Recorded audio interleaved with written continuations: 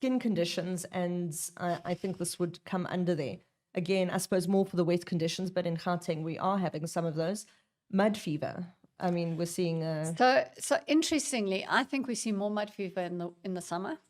And it's an infection often in that pastern area, and you see it mostly in the grey or the white Definitely pastern. seems to, is it a photosensitivity? Well, not really. It's just that skin seems to be more sensitive. Okay. So the pink skin definitely does it more. And it becomes infected, and then the problem is it dries and it cracks. Okay. So every time they step, it cracks, and then it dries and cracks, and it's like us some cracked heels and those kind of things. You've got to get it moist and clean it. So something that I find really interesting, and it goes in line with the rain scald, which is also caused by bacteria, is you need to wash those areas with hot water.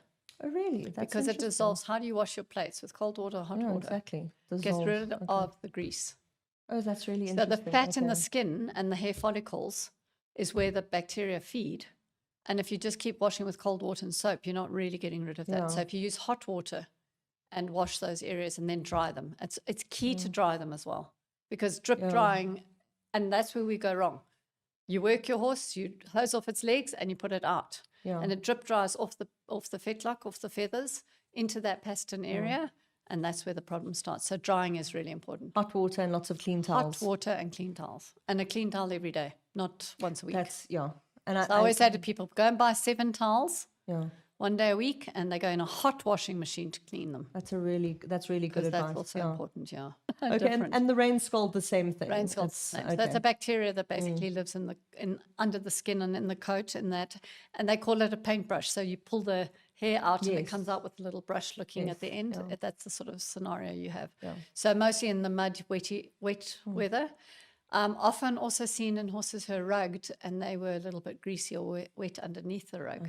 Then, of course, it's a nice, warm, dark area for the bacteria to grow. I also see that often on, again, on very, I want to say, privileged horses. On their back legs, you'll suddenly take the boots off yourself and peel, and you'll go... It's the same, it's the grease.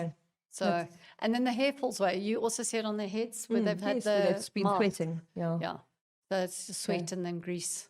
Hot water, cleaning is... And often you don't need a drug even to do well, that. It's funny because I think a lot of people's first go-to is we love a good ointment, right? So we love to make it worse because you put more grease on it. That's really interesting. So to stay away from that a little bit. Wash it. Use a good soap, heavy scrub, the pink soap. Yes. Is a good one. And then the warm water and then dry it.